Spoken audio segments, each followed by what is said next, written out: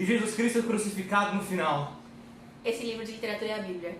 Don't worry about spoiler, 'cause every little thing is gonna be alright. Advertência. Se você não gosta de spoiler ou só lê para se divertir e está cagando para tudo que vamos dizer, não sinta-se ofendido e siga feliz. Olá! Finalmente está acontecendo a collab com Bárbara Kraus. Oi, gente, tudo bem? O canal dela é Beijo Barbárie. Se você não conhece, vai assistir. Ela que está me apoiando nessa viagem muito louca. Demorou um ano pra eu convencer o Rafa a fazer o canal no YouTube, então a gente tem que ver os vídeos dele pra ele não desistir. Hoje vamos falar de Spoilers. Precisamos conversar sobre spoilers. É sério, galera. Pega um chá, um café, porque é uma conversa muito séria. E assim, vai ter spoilers de vários livros, tá? E isso não é uma coisa ruim. Não é uma coisa ruim. Porque na verdade o conceito de spoiler é uma coisa muito engraçada, né? Tipo, eu não gostaria nunca de receber spoiler de um livro da Agatha Christie. Porque provavelmente estragaria completamente a leitura, já que a intenção é você acompanhar ela descobrindo a coisa toda. Porém, tem coisas que não são spoiler, a gente chama de spoiler. São coisas que estão ali no meio do enredo, da narrativa. Uma coisa que realmente pode ser considerada, as pessoas consideram spoiler e não é. Uma coisa que eu acho é, por exemplo, se a pessoa... Eu acho muito bizarro isso. Quando não é um livro romântico, a intenção não é o casal, e o fato de você falar que o casal ficar junto é um spoiler. Sim, Isso realmente. é irrelevante pra trama muitas vezes, né? Ou então quando você tá simplesmente descrevendo um personagem pra alguém e a pessoa considera isso um spoiler. Por exemplo, no Senhor dos Anéis, quando você fala, o Faramir não é tentado pelo anel. Como Spoiler! assim, né? Não, você está descrevendo um personagem, entendeu? Você está descrevendo a característica do personagem. E assim, em um romance, principalmente, os personagens eles se definem pela contraposição uns com os outros, no final das contas. E como ele vai chegar naquela coisa, você dando uma característica do personagem. Aquilo vai ser utilizado para um desenrolar. É esse desenrolar que é a parte mais interessante. E a ideia de que o spoiler é uma coisa muito moderna, né? Porque tem muitas histórias que a gente sabe o final e a gente continua consumindo há alguns séculos. Por exemplo, cara, se a gente for realmente pegar como tipo, na história da literatura, como o spoiler é uma coisa recente, ela na verdade, eu acho que a criação do spoiler está relacionada com o aparecimento do suspense.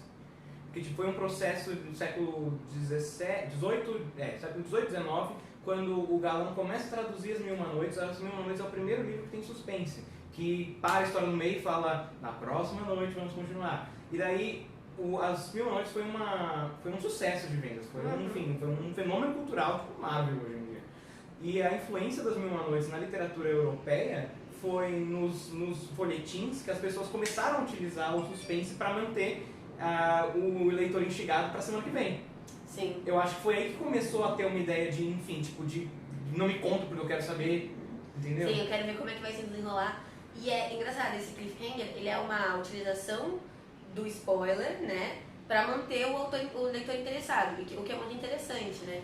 Mesmo quando a gente lê hoje romances de folhetim, eu tenho essa impressão, por maiores que eles sejam, a leitura é muito rápida. Sim, porque nossa. você nunca consegue parar naquele capítulo, porque sempre tem esses ganchos. Cara, se você pegar os caras que, tipo, assim, nem são tão complexos, mas que, assim, são clássicos, tipo o Alexandre Dumas, o próprio Tolstói, que apesar de ser mais complexo, tipo Guerra e Paz, nossa, cara, 2.500 páginas você lê uma sentada, porque é super fácil de ler.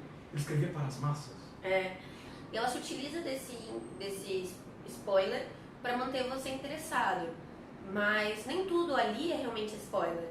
Ele é colocado dessa forma para te manter preso. E muitas vezes quando a gente vai ler, o desenrolar não é tão interessante. Tipo, quem realmente matou, quem traiu, o que aconteceu onde a pessoa tava, não era tão importante. Mas o jeito de deixar o suspense fazer aquilo legal. Então, mais uma vez, a resposta não era a parte principal. O spoiler não era importante. O importante foi esse sentimento que o leitor traz, né? Você pega as tragédias gregas. A maioria delas são basicamente mitos que já eram conhecidos do grande público. Entendeu? O Édipo Rei, as pessoas já conheciam a história de Édipo Rei. É a mesma coisa as Bacantes, por exemplo. Ou então Medeia. Medeia, então nem se fala, tem 400 mil Medeias. E isso a gente pega, isso a gente falou dos gregos. A gente pegar os romanos, que daí reescreviam as mesmas peças dos gregos. Com nomes diferentes. Então, tipo, isso só é levado à enésima potência. E se a gente pensar nos clássicos mais antigos, a gente tem muita informação deles quando a gente lê. Não, assim, tem um caso que pra mim foi, assim, matador, como a nossa paranoia com spoiler tá indo um pouco longe demais. Eu não vou falar exatamente o que aconteceu, porque, enfim, é uma amiga minha. Mas, assim, ela tava lendo um livro que é como se fosse imagina que fosse uma releitura, sei lá, de Gilgamesh. A Epopeia de Gilgamesh, um dos livros fundadores da literatura ocidental. É literalmente o poema mais antigo da história da humanidade, certo? É como se fosse uma releitura de Gilgamesh. Então, enfim, a gente estava conversando e tal, ela não sabia muito qual que era a história de Gilgamesh. Eu falei, sei lá, o Enkidu morre, né? Ela, o quê? O Enkidu morre? Bom, mas é um livro que tem mais de 2.500 anos, cara. Tem, tipo, sei lá, 6.000 anos. Sim. Entendeu? E ainda assim, ela considerou como spoiler, ficou muito triste comigo. Eu até brinco com os meus amigos com relação a filme. Eu acho que a questão, os filmes também, acho que dão uma forçadinha nesse negócio de spoiler, porque eu acho que é muito recente que a gente tem não só grandes franquias, que tem sequência, tem as séries Netflix que também tem essa questão. E aí quando a gente joga isso pra literatura, essa cultura que vem muito do filme, as pessoas não querem saber de nada. Eu falo, o filme tá lançado há 5 anos, não é mais spoiler falar do livro.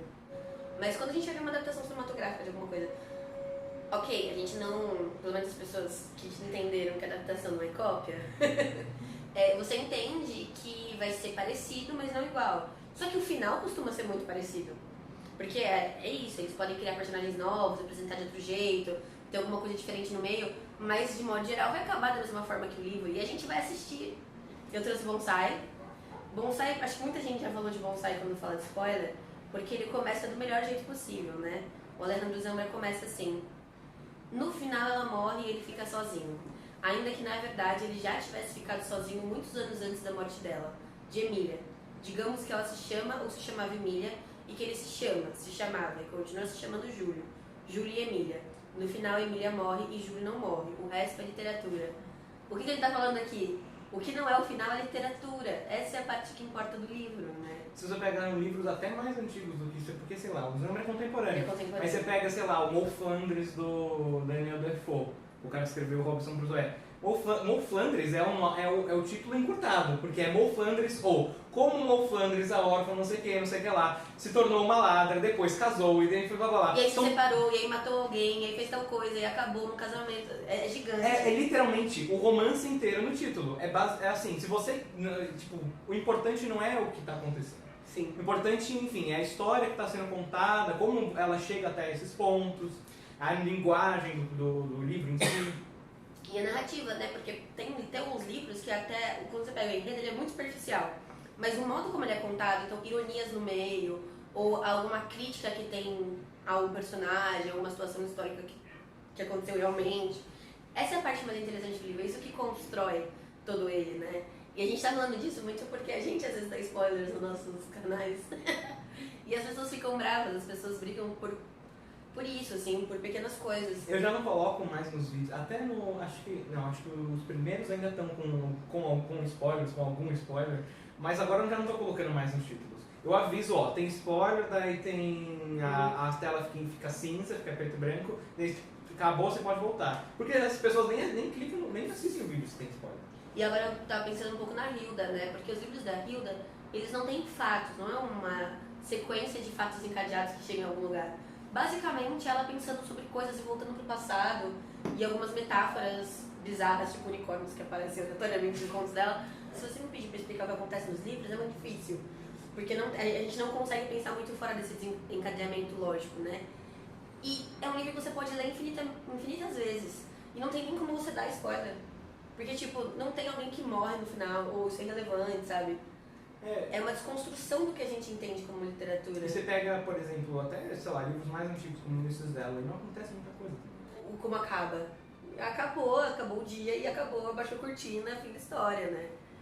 A gente pode pegar todos os debates que tem no meio. Tem debate sobre relação homossexual no meio do livro, tem um debate sobre os problemas da guerra. Isso é muito mais interessante do que como acaba Mrs. Dalloway, né? No final das contas, assim, a preocupação com spoiler em geral, ela se resume a uma leitura muito superficial, né? Porque assim, há uma preocupação muito grande com a narrativa imediata, com os fatos que acontecem, mas sem uma reflexão real dos temas, da mensagem que o autor ou a autora quer passar. Então, se a gente for falar de uma atenção com a linguagem ou com a forma, então eles falam, realmente que as pessoas estão cagando. Você também tá lendo um livro de suspense? Eu tô lendo de suspense. É verdade, nossa, não tinha ligado. Tem tudo a ver. Tem tudo a ver. Eu tô lendo agora a História Secreta da Dona Tartt, que é um romance policial. Alguns falam que é thriller, mas eu acho que é um romance policial. Porque daí a gente entra numa discussão do que é um romance policial, se tem que ter detetive, se tem que ter mistério, esse tipo de coisa. Mas enfim, a subversão da Dona Tartt nesse livro é que ela conta, o narrador é um personagem, é o protagonista. Então o protagonista começa o livro contando quem morreu, como e quem matou. E ele tá envolvido. Não, eu adorei, assim, tipo, o fato dele ter falado isso, eu falei, caralho, eu vou ler esse livro. O único mistério é você descobrir o motivo. Entendeu? E exatamente, tipo, ela testando que, o final não importa. O que importa é o que levou ao assassinato. Sim. E olha só que interessante, porque literalmente, ela começa pelo final, porque não vai ter uma investigação depois. Aí o único detetive do livro é o leitor. Nossa, que massa, É é muito uma foda. subversão muito grande. Mas quando que é válido reclamar de spoiler? A gente falou de romance policial, que é uma... Eu acho que é válido. Eu acho que é válido. Eu acho que quando... O exemplo que eu gosto de dar é o Clube da Luta. Eu não gostaria de ser spoiler do Clube da Luta. Porque eu acho que algumas narrativas, elas são construídas dependendo do final. Uhum. O romance policial, ele depende do final. Algumas delas é o grande desfecho, sabe? Isso é mais uma coisa, né? A gente acaba introjetando algumas estruturas narrativas que a gente já sabe. A gente olha pro fulano e fala, fulano vai morrer. Por quê? Porque ele tá passando por um arco de redenção. E, cara, se a gente já sabe, qual que é o problema de falar? Pausa. Não. Ou então, no final, o mais comum é tipo, no final o mocinho vai se dar bem, porque é a jornada do herói. E muitas vezes você, pela estrutura, descobrir o final, não impede que seja uma boa leitura. Pelo contrário, eu acho que muitas vezes quando a gente tem um spoiler, a gente acaba prestando mais atenção em coisas pelo caminho, que vão sendo pavimentadas, e acaba percebendo como genial é aquilo. Um livro muito bem escrito que eu li e que eu descobri o final foi o Assombrações, do Domenico Starnone. Porque apesar de o Laços, que também é dele, que é comparado com o Dia de Abandono da Nina Ferrante, o Assombrações faz um leve diálogo com o livro. Uhum. Quando falaram, não, que essa janela aqui não trava direito, eu falei, ele vai ficar preso. Porque no Dia de Abandono ela também fica presa em casa. Funcional. Ainda mais que assim, claro, isso é uma coisa que depende muito do autor, mas por exemplo, o Shakespeare usa muito trocadilhos, inclusive, para fazer o que a gente chama de foreshadowing, que é... Eu adoro. É maravilhoso, Eu adoro é foreshadowing. incrível. Tipo, são pequenas pistas que o autor coloca e não necessariamente você percebe. Se você percebe, você se acha genial. Às vezes você percebe que teve antes os foreshadowings. Às vezes, você só percebe quando você relê o livro. Cara, daí você percebe a genialidade do cara, entendeu? E eu adoro quando tem foreshadows muito explícitos. Do tipo, quando o narrador fala, não, essa pessoa vai morrer, mas eu já volto aqui. E aí ele volta pra história e em algum momento você entende quem que ia morrer, por quê, etc. Ele literalmente fala uma coisa no futuro e volta pro presente e deixa a narrativa Você acontecer. assistiu o Jojo Rabbit? Não. Tá, então Ele não quer me dar spoiler. Você tem que colocar em hebreu. eu vou botar. Eu ia falar o spoiler e ia botar em mas não só a questão das estruturas narrativas é muito, relevante quando a gente fala desse tema, mas também como o autor pensa a reviravolta. Porque eu acho que, o spoiler, ele realmente estraga quando ele estraga a catarse do livro. Porque, por exemplo, num romance policial, a descoberta de quem é o assassino, enfim, a estrutura do romance policial é basicamente a apresentação do protagonista, daí tem um assassinato. Perceba, geralmente não acontece o assassinato no começo do livro, pelo menos não nos grandes detetives como o Poirot ou o Sherlock Holmes. Então, a apresentação do personagem, daí tem o assassinato, daí tem a investigação, daí tem a epifania, depois da epifania tem a resolução do caso. Sim. O momento da epifania do detetive é também um momento de ai meu Deus, vai acontecer. E daí quando tem a resolução, é uma catarse. Exatamente, porque o Sherlock é muito inteligente, então ele dá a resposta pra gente, e aí quem tá contando a nossa história, na verdade, é o Watson. E aí a gente precisa da explicação do Watson, ou da explicação do Sherlock para o Watson, para que nós, leitores, entendamos. Então a gente já tem a resolução, por que a gente não fecha o livro e fala, então eu já sei quem matou, acabou, não me importa, porque não é isso que a gente está buscando. A gente está procurando a catarse no final das contas. Exatamente. E assim, e quando a gente fala de catarse, de novo, voltando na tragédia grega, a gente não tem como negar a tragédia grega, enfim, né? Foi quem inventou a catarse, que coisa. E é muito interessante você perceber como que eles trabalhavam a catarse.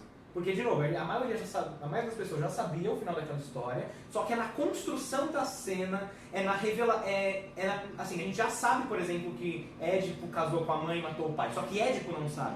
É na descoberta dele, do que ele fez, das próprias ações, enfim, é o horror, né, que ele percebe, e aí a gente tem a catarse. É o colocar-te na posição do personagem e sentir aquelas emoções que ele está sentindo, como se fosse a primeira vez, né? Ó, um exemplo que não é tão antigo, só tem 500 anos. Tem 500 só anos. 500 anos. Mas, enfim, tipo, Romeu e Julieta, do Shakespeare. Eu não vou ler o prólogo inteiro, mas enfim, esse é um trechinho aqui. Pois da prole dessas duas casas inimigas fatais, um casal de amantes traídos pelo destino toma a sua própria vida. Seus desaventurados gestos, dignos de nossa pena, resultam em que, com sua morte, enterra-se também a luta de seus pais. Ou seja, ele já contou. Tipo, ele não só contou que no final Romeu e Julieta vão se matar, como ele falou que a morte dos dois vai unir as duas famílias. Mais interessante para o Shakespeare do que as pessoas chegarem, do que a catarse para o Shakespeare não era as pessoas chegarem no final e Romeu e Julieta se mataram por amor. É toda a construção da relação dos dois, entendeu? É você ver o Romeu ao longo da peça e falando cada vez mais em rima, porque ele vai se tornando cada vez mais apaixonado, entendeu? É o sentimento que ele cria, que no final tem a catarse, porque você já sabe o que vai acontecer, inclusive. E essa expectativa que você cria, quando você vai vendo ele se apaixonar e você fica desesperado, porque você sabe que vai dar errado. É uma coisa que me falaram várias vezes sobre não me lembro, o Veias Abertas da América Latina, porque o Galeno está muito empolgado com as questões políticas que estão acontecendo ali, só que você sabe que vai ter o golpe. Por fora do livro você sabe. Então você sabe que toda aquela emoção que o Galeno está colocando vai ser despedaçada. Quando a gente vai para romance histórico, então tem as questões extratextuais que a gente já sabe. Exatamente. O que é muito interessante, por exemplo, a subversão que o Tarantino fez no Era Uma Vez em Hollywood. A questão extratextual no Era Uma Vez em Hollywood é que você sabe que a Sharon Tate no final vai ser assassinada pela família Manson. Sim. Certo? E daí assim, conforme ele vai chegando no final, tipo, você chega no dia que ela morre e começa a acompanhar praticamente hora por hora o que a Sharon Tate está fazendo e o que os personagens do DiCaprio e do Brad Pitt estão fazendo. Porque ele está criando uma expectativa. Exato, tá criando uma expectativa. Exato, você sabe o que vai acontecer. Só que daí chega no final e a Sharon Tate não morre. Ele muda a história real. Sim. E daí enfim, ele não só muda a história real, como ele trucida os assassinos. Não, e daí sim você tem a catarse. E ele joga com a sua expectativa do spoiler que você já tem da Sim, vida. Exato. E assim, tem tantos elementos num livro, enfim, não só num livro, né? Numa obra de ficção no geral. Tem a questão da ambientação, entendeu? A ambientação que o autor cria. Tem a questão da forma, que enfim, eu não vou ficar falando tanto, mas eu acho que é uma coisa que as pessoas realmente deixam passar e é maravilhoso. Eu acho que um que é pura forma é o jogo do amarelinho. E não de um jeito ruim, no sentido de que o cara fica jogando na sua cara que ele é um bom escritor. Mas é que basicamente a história do livro um cara tá na França, um argentino tá na França com a namorada, eles brigam, ele volta pra Argentina e se mete num triângulo amoroso com o amigo dele. Essa é a história do livro de 500 páginas, cara. Porque ele fica jogando com a narrativa, ele faz várias brincadeiras de linguagem, e é sensacional o que ele faz. Sabe? E assim, você pega, por exemplo, o Guimarães Rosa também. Cara, tipo, eu acho difícil. Bom, eu acho difícil, mas a gente já conhece uma pessoa que não sabia o final de Que Não Sertão Veredas. Enfim, mas eu acho difícil, em geral, as pessoas sabem o final de Que Não Sertão Veredas. Só que o ponto, cara, é que a linguagem do Guimarães é tão única, é tão maravilhosa, que assim, de verdade, tem várias vezes que eu pego e eu fico folheando o sertão e eu nem presto atenção no que está acontecendo. Sim. Ler em voz alta, você ouvir o ritmo, a cadência, tudo isso do Guimarães é muito mais legal do que a história em si. E acho que os contos também, quando eles não têm final, né, eles subvertem essa questão do spoiler, porque se não tem final, o que é o spoiler? Você pega o Tchehov mesmo. O Tchehov não, a dama do cachorrinho. Tipo, é uma história de, sei lá, um cara que tá, um adúltero que transou com umas mulheres lá. E assim, não tem um final, tipo, não tem nenhuma reviravolta, não tem nada. É uma cena do cotidiano recortada. Tem um conto do Sol na Cabeça do Giovanni Martins, que eu acabei de ler, que é um menino que o pai dele é segurança e fala pra não mexer no revólver. E o pai dele quer confiar nele, então ele não tranca. E o moleque sempre brinca com o revólver. Aí tem um dia que ele percebe que ficou muito tarde, que o padrinho deve ter voltado pra casa, deve ter dado falta no revólver. E aí acaba o conto quando o moleque tá esperando o pai sair do banho. Então você não sabe se o pai deu conta da falta do revólver ou não. E é irrelevante, assim, tipo, o legal é a construção narrativa da relação entre o pai e o filho, sabe? Cara, não foquem tanto no que acontece com o personagem, quanto na construção do personagem em si, a caracterização dele, quem é aquela pessoa, entendeu? Como ele está sendo construído. Sim, com certeza. São muitos elementos que, tipo, prescindem do spoiler. Nossa, sim, tem muitos. Resumir o livro ao enredo, às vezes, é muito reducionista e é muito de uma cultura da gente não saber ser leitor, né? A gente quer essa camada totalmente superficial. O Helena Ferrante, o Amiga Genial, na trilogia napolitana, a superficialidade dele é um romanção de caso e briga e treta, novelão. Mas quando você pega pra ver como ele faz a construção da mulher, como ele fala de violência doméstica, são muitas camadas incríveis e que muitas vezes elas são ignoradas, porque é importante saber quem terminou com quem. E aí você reduz o livro à parte mais superficial dele, né? E o mais interessante é que quando você volte pra ele, você entende uma camada a mais, e ele vai descascando pra você, né? A gente também eu acho, pode ser babaca, mas pode falar isso, mas eu acho que a gente tá mal acostumado com filme ruim, série ruim, que assim, não tem subtexto. A verdade é essa, entendeu? Tipo, a única camada que tem é aquela que você tá vendo na tela, você não tem que pensar sobre aquilo. A gente tá muito mal acostumado com isso. E aí, realmente, se a única coisa, sei lá, no Vingadores Ultimato, que eu adoro, mas enfim, a única coisa do Vingadores Ultimato é realmente recolher as joias pra evitar isso aqui, cara, se você entregou o final, beleza, acabou, porque não tem mais nada pra falar. Sim. Então, e são filmes de fácil acompanhamento e tudo mais, e facilita. E a gente não tá dizendo que é ruim ver esses filmes. Tipo, a gente gosta desses filmes, mas isso cria na gente um costume de consumo. Então a gente espera que todo o resto que a gente consuma seja assim. No próprio jogo da amarelinha, muita gente falou pra mim, eu desisti. Não foi porque é pretencioso, tal, não foi. Nossa, mas ele usa muitas referências. Eu não acho que isso é justo com o leitor, porque eu não sou obrigada a ter essas referências. Eu falei, cara, mas é justo que o autor deixe de escrever porque... Você não sabe? Não, e porque o mundo inteiro não vai saber, o mundo inteiro não vai pegar nenhuma referência. Se eu falar de Vingadores num livro, não vai ser o mundo inteiro que vai pegar essa referência, por mais popular que ela seja, sabe? Mas as pessoas se apegam muito a essas coisas, né? Cara, ainda mais em tempos de internet, mano, você não conhece uma referência, tem o pai dos Googles, cara. Tem o famoso Google pra você procurar, pronto, acabou o seu problema. Mas se você ainda é uma pessoa que tem problema com spoilers, leia Ana Karenina logo. Porque eu já vi 4 ou 5 livros que contam o final de Ana Karenina. Todo mundo conta o final de Ana Karenina. Inclusive, acho que o Bonsai conta o final de Ana Karenina. O Insustentável Leveza do Ser conta o final de Ana Karenina. Tem o livro do Murakami, conta o final Tem o livro do Murakami também. Todo mundo conta o final de Ana Karenina. Então, assim, se você não tem medo de spoilers ainda, mesmo depois dos ótimos argumentos que a gente tá dando aqui, leia Ana Karenina. E Madame Bovary também, porque Ana Karenina é a versão russa de Madame Bovary. Justo. Então vai, corre. É isso, gente, acho que já deu. A gente já abarcou tudo. Praticamente 40 minutos de vídeo. Eu não consegui enxergar. Tá. Encontrei onde tem. Tá, então vamos ter que dar uma ediçãozinha boa. Enfim, é isso. Muito obrigado. Se inscrevam, compartilhem. E vai ter vídeo no meu canal no mesmo dia, então quando você terminar esse aqui, vocês vão pra lá. Isso. Tchau, gente. Até mais.